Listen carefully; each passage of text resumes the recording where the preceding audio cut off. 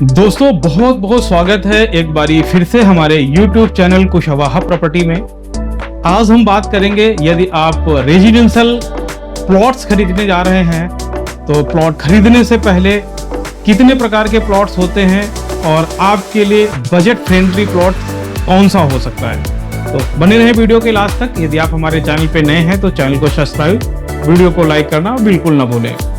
दोस्तों मेनली हमने प्लॉट्स की जो कैटेगरी है वो 4 कैटेगरी में रखे हैं। पहला, अथॉरिटी द्वारा डेवलप प्लॉट्स।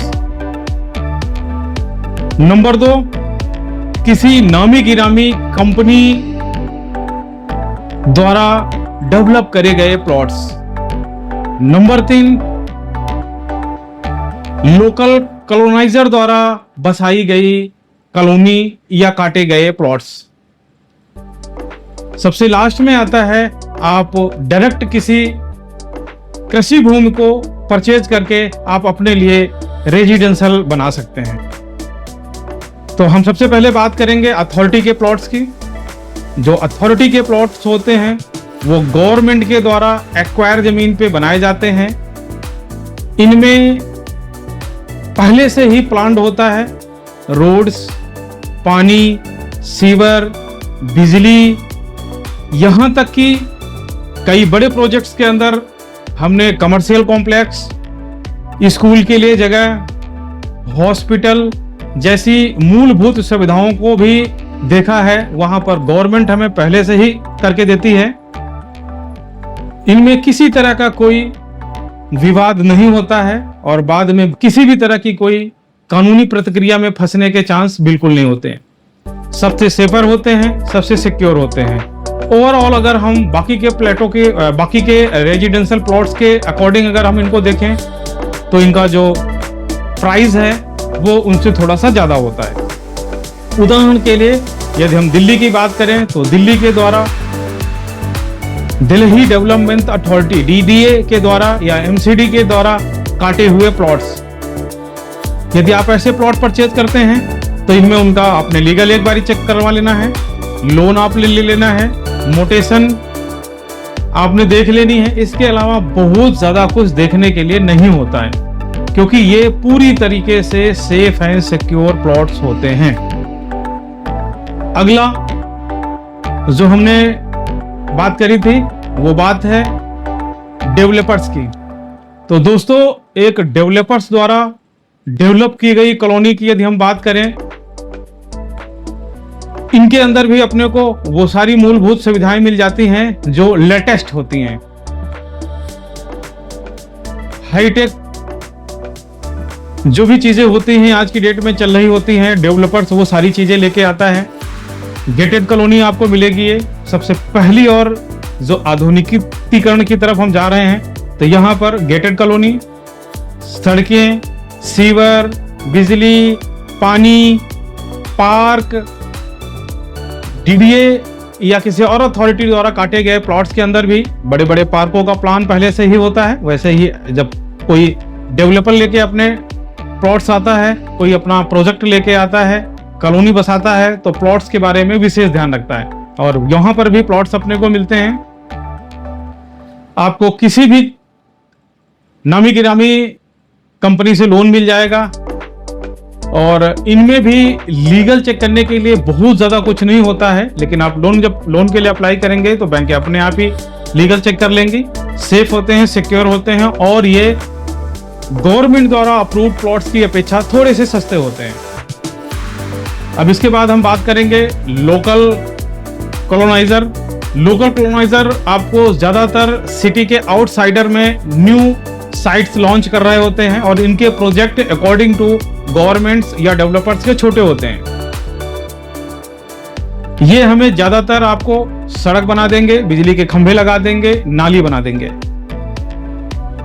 इसके अलावा यहाँ पर डेवलपमेंट के नाम पे शायद आपको कुछ ना मिले। बहुत बारे लोग बना के भी देते हैं। मैंने तो ऐसे भी कॉलोनाइजर देखे हैं जो घर भी बना के देते हैं, सीवर भी डाल के देते हैं, सारे काम करके देते हैं। अभी आपने डिपेंड करना है कि आप किस जगह पे हो और डेवलपर द्वारा, कॉलोनाइजर द्वारा आपको क्या दिया जा रहा है। यहाँ पर बहुत छोटी छोटी चीजें ध्यान देने वाली हैं। क्योंकि यदि हम बात करें रेटों की, तो जो गवर्नमेंट अप्रूव प्रोजेक्ट हैं उनसे डेवलपर्स के रेट कम होते हैं और डेवलपर्स से कॉलोनाइजर के रेट कम हो जाते हैं। अगर यहाँ रेट्स बहुत कम हो जाते हैं तो यहाँ सुविधाएं भी काफ़ी कम हो जाती हैं, और सुविधाओं के साथ साथ आपका जो लीगल है वो देखने वाला होता है कि कॉलोनी जहाँ जिस भूमि पे बनाई गई है वो रेगुलराइज है कि नहीं है, उसे रेजिडेंशियल प्रोजेक्ट में कन्वर्ट कराया गया कि नहीं कराया गया है, नक्शा पास है कि नहीं पास है।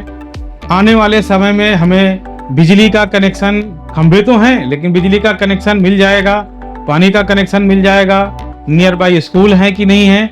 इन सब चीज़ों को ध्यान में रखते हुए आपको प्लान करना है कि हमें कॉलोनाइजर के प्लॉट लेने हैं या नहीं लेने हैं। हालांकि 80% लोगों की पहुंच में यही होते हैं, और मैं हमेशा सजेस्ट करता हूं जो बजट फ्रेंडली है सोचो समझो और उसे ले लो। अगला जो हमने आपको रेजिडेंशियल प्लॉट के बारे में बताया है वो है कृषि भूमि लेके रेजिडेंशियल प्लॉट में कन्वर्ट करना और उसे एक रेजिडेंशियल इंडिविजुअली यूज करना।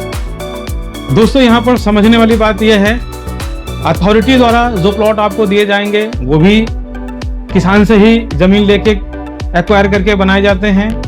अगर कोई डेवलपर इस तरीके का कोई प्रोजेक्ट लेके आता है तो वो भी चाहे तो गवर्नमेंट के द्वारा या डायरेक्ट किसान से मिलके जमीन एक्वायर करके आपको प्लॉट देता है, और कॉलोनाइजर जो है वो भी किसान से ही ज्यादातर केस में जो है लैंड लेके आपको प्लॉट्स लेके देगा। तो जो डायरेक्ट आपकी परचेजिंग होगी उससे कॉलोनाइजर महंगा हो जाएगा, कॉलोनाइजर से डेवलपर के रेट महंगे हो जाएंगे क्योंकि वहां सुविधाएं और लीगल आपका ज्यादा अच्छा हो रहा है, और डेवलपर से आपके अथॉरिटी के प्लॉट महंगे हो जाएंगे। तो एक लंबे समय के निवेश की यदि हम बात करें तो सबसे ज्यादा जो आपको प्रॉफिट होने वाला है वो एग्रीकल्चर लैंड से, लैंड को लेके लॉन्ग टाइम के लिए यदि आप रख रहे हैं फ्यूचर के लिए, तो यहाँ आपको सबसे ज्यादा प्रॉफिट भविष्य में हो सकता है। लेकिन ध्यान देने वाली बात है, जब आप डायरेक्ट एग्रीकल्चर लैंड को रेजिडेंशियल के लिए यूज करते हैं तो सड़कें आपने देखनी है, सीवर आपने देखना है, बिजली का कहाँ से प्रबंध है आपने देखा है, नियर बाई चौड़ी रोडें हैं कि नहीं है आपने देखना है, स्कूल कहाँ पे आपने देखना है, हॉस्पिटल कितनी दूरी पे है, ये सब आपने देखना है। क्योंकि जहाँ निवेश सबसे कम है वहाँ सुविधाएं सबसे कम हो जाती हैं। आशा करता हूँ दोस्तों मेरे द्वारा दी गई जानकारी अच्छी रही है, अच्छी लगी हो तो हमारे अगले वीडियो के लिए हमारे चैनल को सब्सक्राइब करिए, दोस्तों को बताइए और मुस्कुराते रहिए, खुश रहिए। मिलते हैं अगले वीडियो में, तब